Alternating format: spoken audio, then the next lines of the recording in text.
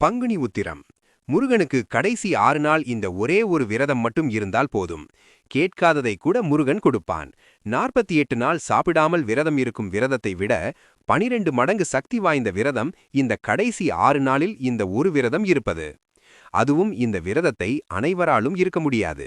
யார் ஒருவருக்கு முருகனின் முழு அருள் இருக்கிறதோ அவர்களால் மட்டுமே இந்த விரதத்தை தடையில்லாமல் கடைசி வரை கடைபிடிக்க முடியும்.